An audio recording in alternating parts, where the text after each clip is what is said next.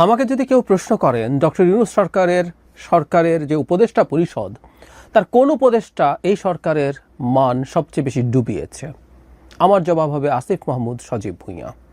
এটা ইনফ্যাক্ট গতকালের ঘটনা যেটা সবার সামনে এসছে সেটার জন্য না, তার অনেক আগে থেকেই একটার পর একটা বিতর্কিত কাজ করে চলছেন এবং তিনি ক্ষমতায় বা দায়িত্বে আছেন এখনও। এবং আমি ধারণা করি না, মোটামুটি নিশ্চিত জনাব আসিফ মাহমুদ একই জায়গায় থেকে যাবেন।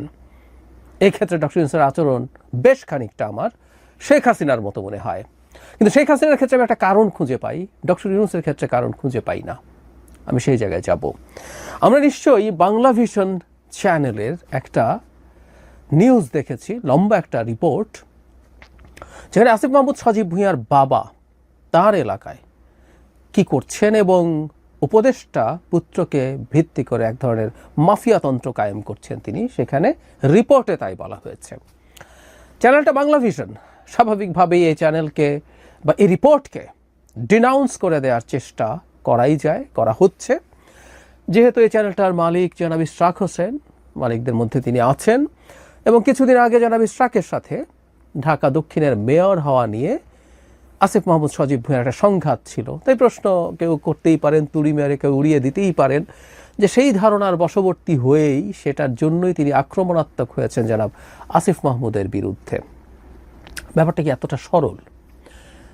আমি প্রত্যেককে অনুরোধ করব, এর মধ্যে অসংখ্য মানুষ এটা দেখেছেন, আমি তারপরও প্রত্যেককে অনুরোধ করবো রিপোর্টটি একটু দেখে রাখার জন্য। এটা নিয়ে বিস্তারিত কথা বলার সুযোগ নেই, কয়েকটা ঘটনার এখানে উল্লেখ আছে, আমি সেটা জাস্ট গ্রসলি আপনাদেরকে একটু জানাই।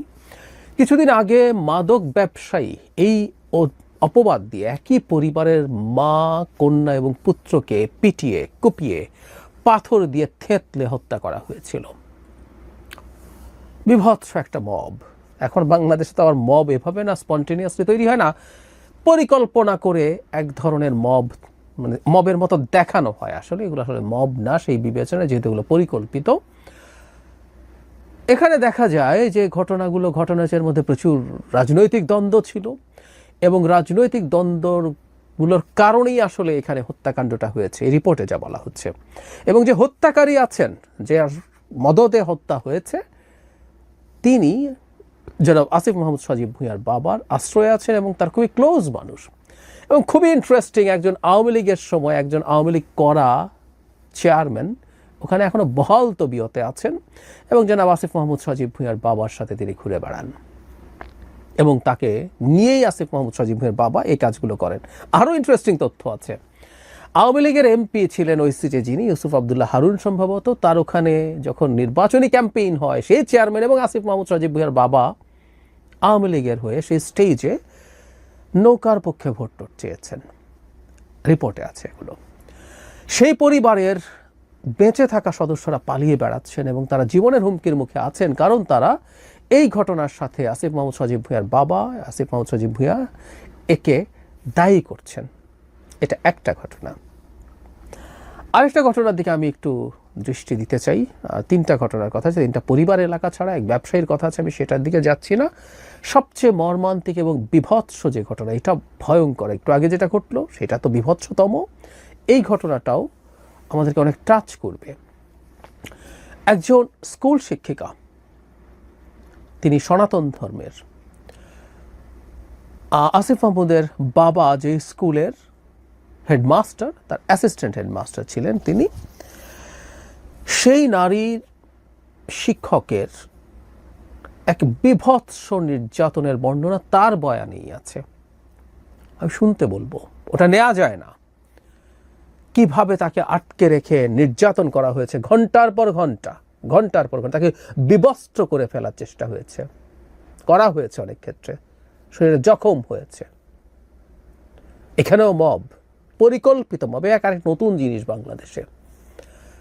তারপর তাকে স্কুল থেকে বের করে গ্রামে অবমাননাকরভাবে ঘোরানো হয়েছে। জানা যায় সেটা হচ্ছে আসিফ মাহমুদের বাবা স্কুলের টাকা চুরি করেছিলেন, সেটা তদন্ত হয়, সেটা নিয়ে ব্যবস্থা হয়। সেই সময় এই শিক্ষিকা সেই স্কুলেই ছিলেন, সেই ক্ষোভ তিনি উগরে দিয়েছেন, কারণ তার এখন হ্যাডাম তৈরি হয়েছে না, তার ছেলে উপদেষ্টা হয়েছে, এবং এ ধরনের অক্ষম মানুষের হাতে, যে খুবই নন সিগনিফিক্যান্ট মানুষ, তার হাতে যখন ক্ষমতার হ্যাডাম যায়, তাদের পরিস্থিতি কোন জায়গায় যায় আমরা দেখতে পাচ্ছি। ছেলে বলি আর বাবা বলি, অত্যন্ত প্রান্তিক জায়গায় থাকা মানুষের হাতে ক্ষমতায় যাওয়ার এক বিভৎস পরিস্থিতি তৈরি হয়েছে। কোনো একদিন খোলামেলাভাবে হয়তো কিছু কথা বলবো। বিভিন্ন জায়গায় আরও নানান কিছু, ওর পুকুর দখল করো, মাছের যে পুরো সব চাষ হচ্ছে সেটা সহ দখল করে ফেলো, হেন কিছু নেই তিনি করছেন না। কোত্থেকে হয় এই ক্ষমতা আমরা খুব ভালো মতো জানি, না জানার কোনো কারণ নেই। তাকে যখন জিজ্ঞেস করা হয়েছিল, তিনি একবারই কথা বলেছেন ফোনে, তিনি দেখা করেননি। তিনি জানান যে তার ছেলে নির্বাচন করবে এই ভেবে শত্রুপক্ষ বা অন্য পক্ষ এসব করছে। খানিকটা অফ টপিক হলেও বলে রাখি, আমি এর আগে এটা নিয়ে ভিডিও করেছি।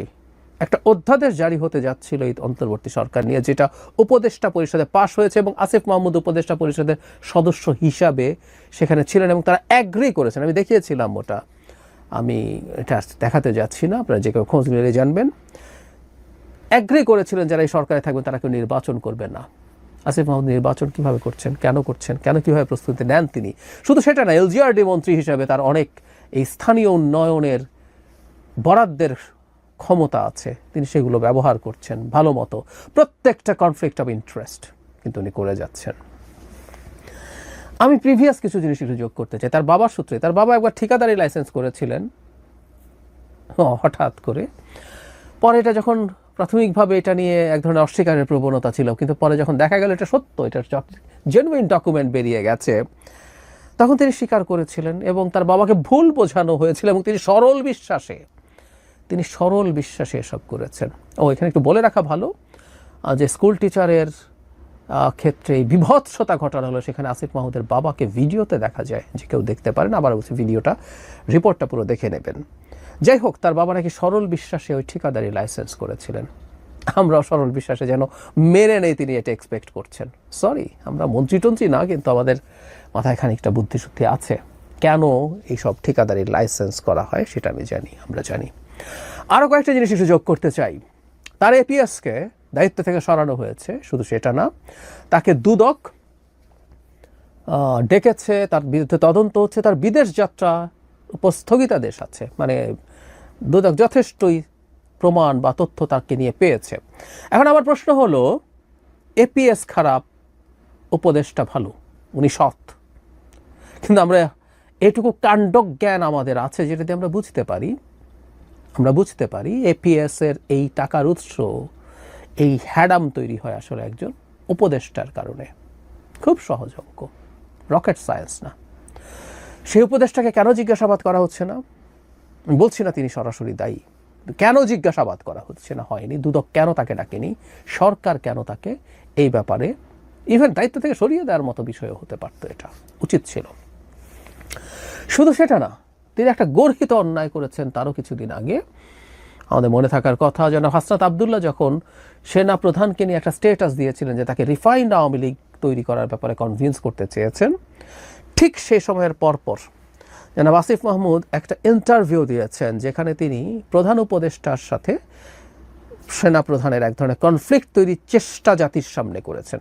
আমি ধারণা করি এটা উনি প্রধান উপদেষ্টাকে আগে একা ফিস করে বলেও ফেলতে পারেন, কিন্তু পাবলিকলি তিনি বলছেন প্রধান উপদেষ্টা আসার আগে কিভাবে সেনা প্রধান তাকে প্রধান উপদেষ্টা হওয়া থেকে ঠেকিয়ে রাখতে চেয়েছিলেন। ঘন্টার পর ঘন্টা নাকি সেটা নিয়ে কথা বলছে, এটা জনাব আসিফ মাহমুদের কথা, এবং শেষে নাকি সেনা প্রধান বুকে পাথর চাপা দিয়ে এটা মেনে নিয়েছিলেন। মানে একটা সরকারের সিটিং উপদেষ্টা এইরকম একটা সাক্ষাৎকার দিতে পারে, এই বিভৎস কাজ ঘটাতে পারে আমাদের অত্যন্ত টার্ময়েলের টাইমে, এবং এটা একটা সিন্ডিকেটেড প্ল্যান। এবং এই আসিফ মাহমুদের এই সাক্ষাৎকার দেখিয়ে একজন খুব গুরুত্বপূর্ণ সোশ্যাল মিডিয়া ইনফ্লুয়েন্সার দাবি করেছিলেন যে এটা তার পরিকল্পিত, কারণ দুদিন আগে তিনি ওয়াকার কিছু একটা নেগেটিভ একটা কিছু পাবে, বোমা ফাটাবে, এটা উনি আগেই বলে রেখেছিলেন। পরে এই ভিডিওটা দেখিয়ে তিনি বলেছেন ওয়াকার সেটা পেয়েছে। তো তার মানে একজনের সাথে যোগসাজশে তিনি এই কাজগুলো করছেন সরকারে বসে বসে, এবং তাকে রেখে দেয়া হলো। শুধু সেটাই না, নানা সময়ে তিনি এমন সব বক্তব্য দিয়েছেন যেগুলো সরকারকে বিব্রত করেছে। তার বক্তব্য এনসিপির সাথে অ্যালাইন্ড হয়েছে। এনারা এনসিপি, আসলে আমরা জানি এদের সাথে কী যোগাযোগ আছে, কেমন যোগাযোগ আছে তাও আমরা জানি, কিন্তু এগুলো প্রত্যেকটা করে অন্তত সরকারের দিক থেকে সরকারকে আরও বেশি সমালোচিত করার সুযোগ তারা সামনে নিয়ে এসেছেন। এই সব কিছুর পরও, যেমন বিশেষ করে বাংলা ভিশনের এই ঘটনার পর জনাব আসিফ মাহমুদকে, কারণ যারা ভুক্তভোগী আছেন প্রত্যেকে, এই যে টিচার আছেন তার সরাসরি ছাত্র, যে সনাতন ধর্মের যে নারী টিচারের কথা বলছি তার সরাসরি ছাত্র তিনি জনাব আসিফ মাহমুদ, এরকম প্রত্যেকের, মানে এটা না বোঝার কোনো কারণ নাই, একটা স্কুলের নন সিগনিফিক্যান্ট একজন হেডমাস্টার, নন সিগনিফিক্যান্ট একটা স্কুলের কীভাবে এতটা প্রতাপশালী হয়ে ওঠে, পাওয়ারফুল হয়ে ওঠে। সরকারের উচিত হতো জনাব আসিফ মাহমুদকে পদ থেকে অপসারণ করা, ডক্টর ইউনূসের এই এত সব একটা ঘটনা না, এই এতগুলো যোগ করে সুষ্ঠু তদন্ত করা, সেটা নিয়ে পদক্ষেপ নেওয়া। কিন্তু আমি নিশ্চিত ডক্টর ইউনূস এটা করবেন না, তার এই প্রবণতা নেই। আমি আসলে জানি না কারণটা কি। শেখ হাসিনার সাথে মিলের কথা বলছিলাম, শেখ হাসিনা এটা করতেন না, কারণ স্বৈরাচারদের এক ধরনের টেন্ডেন্সিটাকে তো পোট্রে যে আমি অমনিপটেন্ট, আমি সব শক্তি আছে আমার, আমি কোনো ভুল করি না। শেখ হাসিনা নিজকে একটা গড লাইক ক্রিয়েচার মনে করতেন, তেমন তিনি ভুলের ঊর্ধ্বে, তিনি ফেরেশতা। ফলে তিনি কোনো রকম ডিজাস্টার ঘটানো মন্ত্রীকেও সরাতেন টরাতেন না। তো ডক্টর ইউনূস কেন সেটা করেন না? অথচ ইন্টারভিউতে খুবই বিনয়ের সাথে তিনি বলেন যে আমরা তো ভুল করছি, আমরা তো শিখছি, এটা আমাদের কাজ না। যদি এগুলো হয়েই থাকে, ভুল শোধরানো তো চেষ্টা করা দরকার। স্বরাষ্ট্র উপদেষ্টা আটারলি ফেল করেন, তাকে সরানোর মতো কোনো পদক্ষেপ, কোনো পরিবর্তনের কোনো চিন্তা তার মধ্যে নেই। এটা হলো ইনএফিসিয়েন্সি। আর এখানে তো ক্রিমিনাল অফেন্সের অভিযোগ আছে, হ্যাঁ, দুর্নীতির অভিযোগ আছে, এবং এলাকায় তার বাবার মাফিয়াগিরির অভিযোগ আছে, তাকেও সরাবেন না। চাকরিদাতা জনাব আসিফ মাহমুদ তো এই গল্প টল্প করেন যে তিনিই ফোন করেছিলেন। তো ডক্টর ইউনূস কৃতজ্ঞতা দেখাচ্ছেন, কৃতজ্ঞতা দেখাতে দেখাতে তিনি তার কত বড় সুনামের ক্ষতি করছেন উনি ধারণা করতে পারছেন না। এবং অবিশ্বাস্যভাবে ক্ষমতা চেয়ারে বসে একই ধরনের অন্ধত্ব সম্ভবত সবারই তৈরি হয়, কম আর বেশি। এটা তার মতো মানুষের কাছ থেকে আমরা এক্সপেক্ট করি নাই। উচিত হতো অবিলম্বে, এখন না আরও বেশ আগে, আসিফ মাহমুদকে এই ক্যাবিনেট থেকে সরিয়ে দেয়া উচিত হতো। কিন্তু না, সেটা করা হয়নি, করা হবে না। আমরা এই জিনিসগুলো জাস্ট জেনে রাখলাম, জেনে রাখা হলো। এগুলো আমাদের ভবিষ্যৎ বাংলাদেশের রাজনীতির জন্য খুবই গুরুত্বপূর্ণ হয়ে উঠবে নিশ্চয়ই।